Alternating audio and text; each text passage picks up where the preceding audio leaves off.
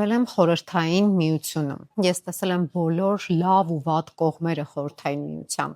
Ու այնքան այս երկիրը այսպիսի պատկերացումներ ուներ, որ ընդհանուր ենք, բոլորս միասին ենք, որ երբ առաջին անգամ ես հիշում եմ գնացի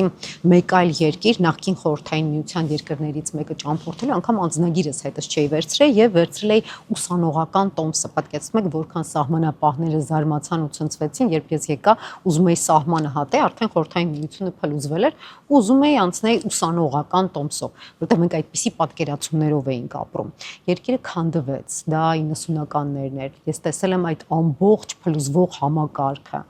ու հիմա ես հիմա տեսնում եմ երկրորդ էտապը։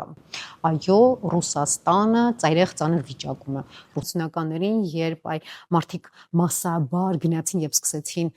բանկերից իրենց խնայողությունները հանել ու համակարգը փլվեց, այսինքն մազը մնում։ Դրա համար ձեռնարկել եմ այս շարքը, պատմում եմ այն բոլոր միֆերի, որոնք նաեւ այսօր այդ նարատիվները փորձում են Հայաստանի վրա մեդիա դաշտում լցնել, հենց տարբեր կենտրոններից։ Ուզում եմ, որ այդ միֆերը ցրվեն, որ մենք հասկանանք ինչ է տեղի ունենալու։ Մեր նպատակն է չմնալ դրա փլատակների տակ։ Հենց այդ պատճառով եմ ես այս շարքը ձեռնարկել ու նաև շատ հետաքրքիր մի դիտարկում, գիտեք, նկատեցի։ Ես այս պայն Վիեննայի օդանավակայանում եմ ու զարմանքով տեսա մարդկանց, հասարակական, քաղաքական գործիչների կամ պարզապես ծանոթների, որոնք շատ այսպես կոշտ դիրքորոշում ունեն, որ Հայաստանը պետք է բացառապես մնա Ռուսաստանի ծիրում, որ Հայաստանը ապագա չունի առանց Ռուսաստանի ու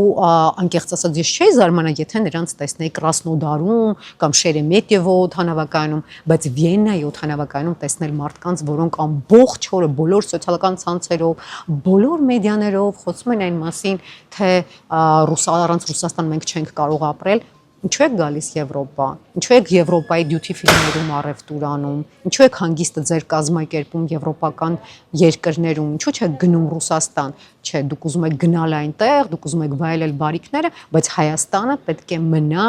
կայսերական նկրտումներ ունեցող երկրի պետության ծիրում, ուղեծրում։ Դա իմ կարծիքով այդքան էլ պարկեշ չէ։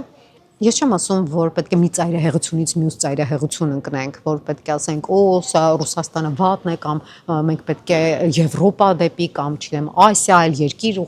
մեր հայացքը ուղենք։ Հայաստանը փոքր երկիր է, իսկ փոքր երկիր այդպիսի շռայլություն իրեն չի կարող թույլ տալ, ինքը պետք է համագործակցի իր շահերից ելնելով բոլոր հնարավոր երկրների հետ։ Ու արդեն ասացի, այդ շարքը դրա համար եմ նախատեսում։